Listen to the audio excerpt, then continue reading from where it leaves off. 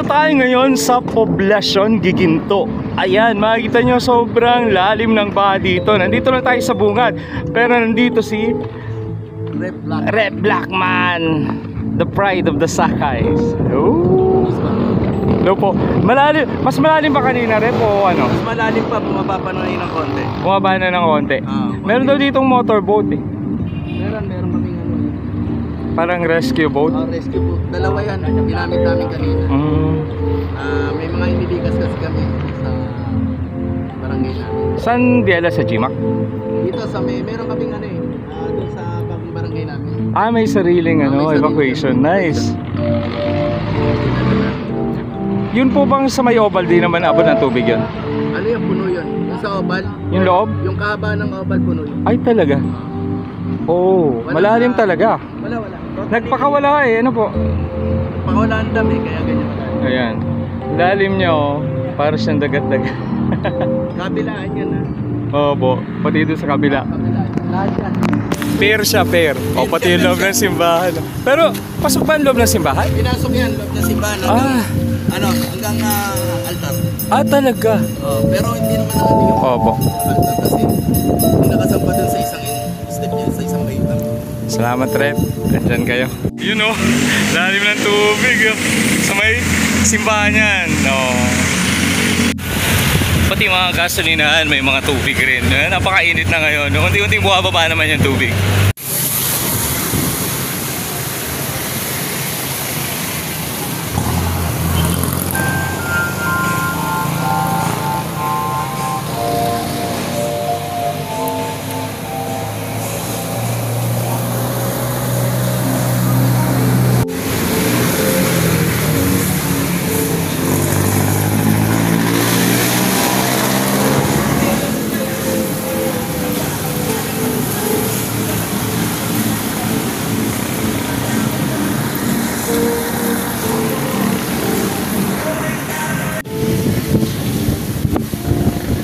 Hello po, kuya oh. Grabe yung tubig oh. Dito sa pila ng mga tricycle sa Barangay Poblacion. Ayan. Hello po. Malamig. Daming tubig. Andi ka po, Vicenta. Nala niya, bedeng siya. Bedeng siya.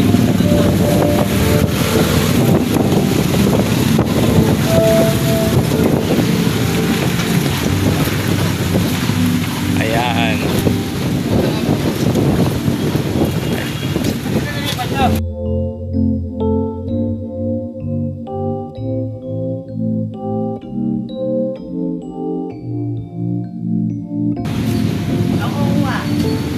Lalim.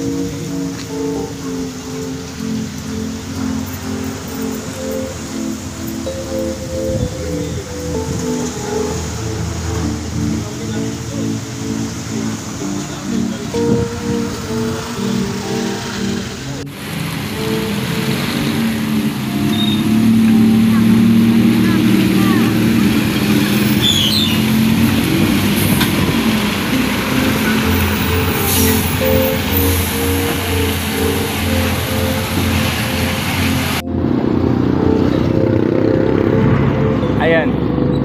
Andito tayo ngayon sa may tulay ng Giginto. Sa bayan ng Giginto, sa may Poblacion, sa Ilang-Ilang. Ayun, makita nyo, napakataas ng ilog ngayon. Ayan, ng tubig. So, ang hangin yung ating payong eh. Mabaliktad. Woo!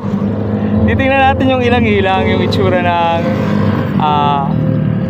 lugar sa ilang-ilang. Tatawid tayo. So let's go. Babaliktad yung payong kasi.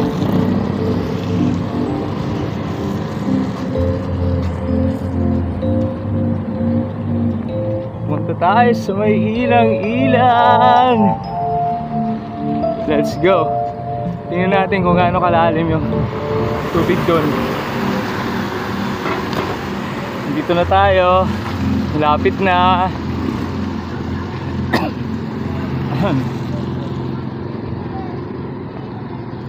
Dito kung saan makikita nyo matataas yung gulong, yung sahig ng mga yung padjak saka yung mga tricycle matataas. Ayun oh, may nakita tayo doon sa may medyo malayo-layo na sila. Mataas pa rin yung tubig. Parang normal lang yung taas niya kumpara sa mga iba pang high tide. Pero since may bagyo kasi medyo lumakas yung ulan kahapon, nag-build up yung tubig. Ayan, makita nyo yung tubig ayun sa may hanggang hita nila. Pero mas bumaba pa siya ngayong time. Ngayon, ngayong oras. Idol, mas bumaba yung tubig ngayon. Ayun, taga saan ka? Doon walang tubig no. Mataas. Oo nga, mataas dito eh. Pakilala ka idol, ano pangalan mo? Si Romy. Yan, si Romy Di Castro from Tikay, Malolos, kung saan walang tubig. Ayun no. Dito na talaga sa dito. Oo, dito talaga eh. Balagtas yan. Balagtas no, grabe yung sa bayan. Tapos dito makikita mo yung mga matataas yung sahig ng mga tricycle saka ng mga padjak. Yan, kagaya nito, mataas yung gulong niya, mataas yung sahig niya. Para hindi masyadong sumayad sa tubig. Ay kuya. Ayun, mataas yung kanyang sahig. Yan. So, tingnan natin. Ayun. Ayan, ganyan ang eksena nila dito. And karaniwan na yan. Ano na siya, sanay na yung mga tao sa ganitong sistema, sa ganitong pamumuhay dito sa lugar na to. Kaya nga, pati yung kanilang mga tricycle saka mga bisikleta, yung mga padjak nila na pamasada is nag-evolve na rin. Parang naka-adapt na sa sitwasyon kaya matataas na yung mga sahig nila. Halos hindi na lumalapat dun sa baha. Depende kung mas mataas pa dito yung tubig. Pero talaga maraming pagbaha nangyari na mas mataas pa talaga dito. Minsan mga hanggang Bewang. Pero way back yung mga panahon ng Ondoy, Ulysses, yung ding panahon ng Karina, Christine. Yan, yung matataas na tubig. Ayan sila kuya oh. Kuya, yung mga pogi. Ayan, di sila makatakbo. Hindi makatakbo. Ayun o, idol. Yun, congratulations sa tapos niyang karera. Ayun o. Salamat po.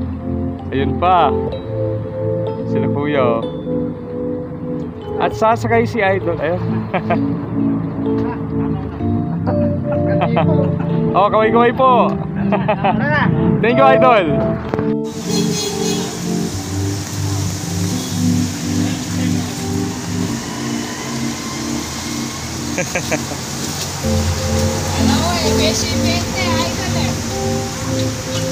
CBN lang. Andito naman tayo ngayon sa likod ng Walter Mart, Giginto. Ito yung lalabasan natin is kalsada yan sa ilang-ilang. So, ayun, ang lalim ng tubig.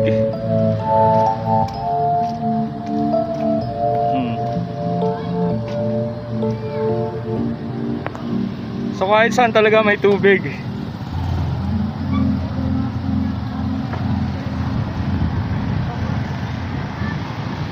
Grabe yung tubig dito.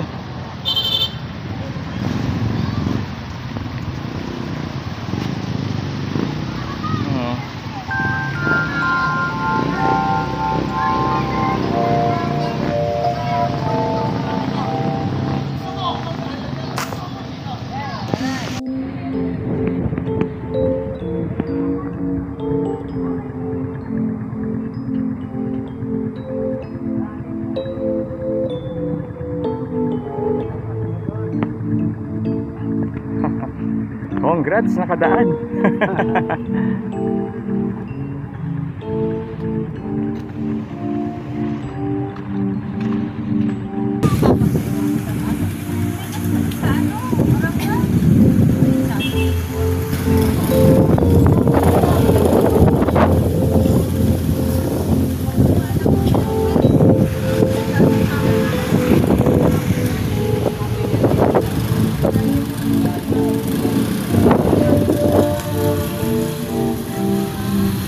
Ready ka na ba, ma'am? Gusto mo? Oo nga po eh. Lubog daw po yung altar kaninang umaga. Ayun, may daan sila. Nice. Pag magcha-church ka, ayun, dadaan ka dito sa may gilid. So let's see what's inside the church kung ano yung sitwasyon doon. Oh! Melo. Yeah! Let's see. So ito yung daan papunta sa loob ng church kung magcha-church ka. Hello, bunso. You know. Let's see, dito tayo sa church. Hello po. Wala na po ba? Ay, may tubig pa konti sa loob. Ayun. May tubig pa sa loob ng church. Ayan. Kaninang umaga mas malaki yung tubig dito. Parang mga hanggang lagpas sa paa. Sa parang binti. Ayun, mababa ng binti. So ngayon, may tubig pa rin siya sa loob. And parang hindi pa umano yung tubig. Bumaba pa ng konti, tapos babalik. Ayun.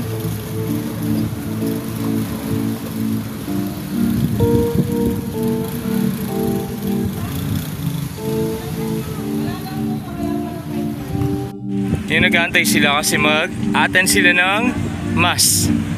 So, ayan ulit. Yung daan, pumunta ng church pero yung loob is basa. Ito yung mga galing na basketballista ng poblasyon. Lulubog sa tubig. Ayan. Tan-tan-taran. You know, sanay na sila dyan. Babad sa tubig.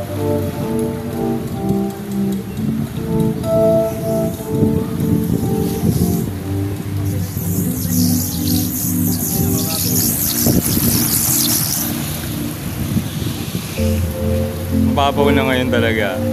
Kaninang umaga yung malalim. Mga around 9 AM. Yeah, medyo mataas na talaga yung mga bisikleta, yung mga padjak sa tricycle dito kasi sanay na sila sa buhay na lubog sa baha. Ayan.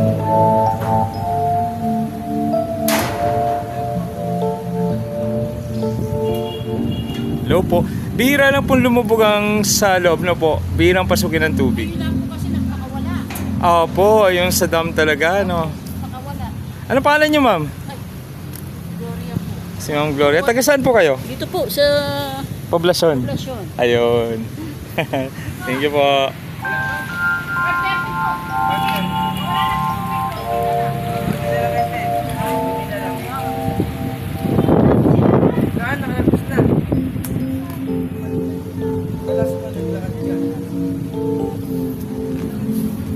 Yun.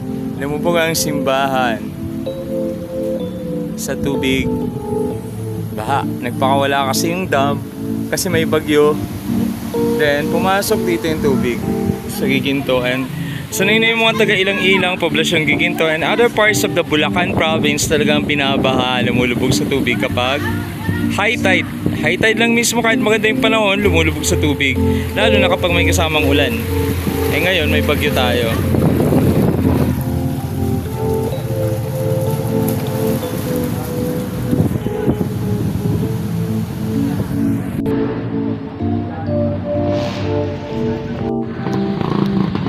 Sampagita nga. Iyon o. Ito si Cedric. Napakasipag niya magtinda ng sampagita. Dito siya sa poblasyon Giginto sa harap ng simbahan. Ayun. Habang ba yung simbahan, pasok ng tubig. Siya yung nagtitinda pa rin ng sampagita kahit may bagyo. And take note, he is a 4th year college student. At ang kanyang major ay, ang course niya ay Business Ad. Diba? Ganda, no? And business-minded siya. Ayan, nagtitinda siya ng mababangong sampagita. Ilang ilang? Sampagita. Sampagita. Ayan, oh.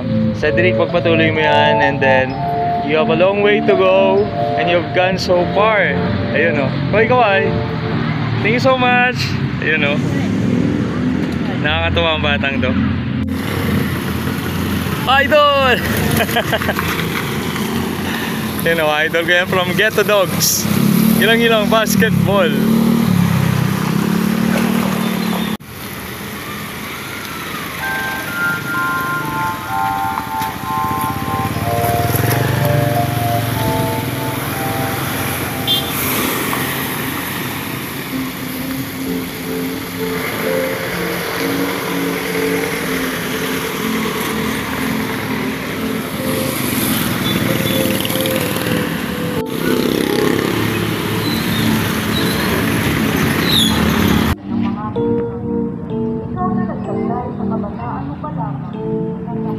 Ayan, kailangan natin ng mga tungtungan para makalating sa simbahan kasi ayan, baha. Buti bumaba na yung tubig kasi kaninang araw ang loob ng simbahan ay pinasok ng tubig kasi nyo basang-basa.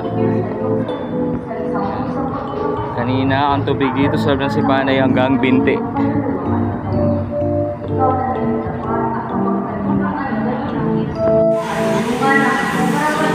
Ang aming mga panalangin sa harap ng Diyos upang sa pamamagitan ng buhay ay mapagtan namin ang aming kung iyon ay naayon sa kalooban ng Diyos at mapagtan namin ang iyalang manatigilan namin na manakot namin ang buhay na walang siya nawa. Isang deponso ng panalangin sa ngalan ng Ama, ng Anak,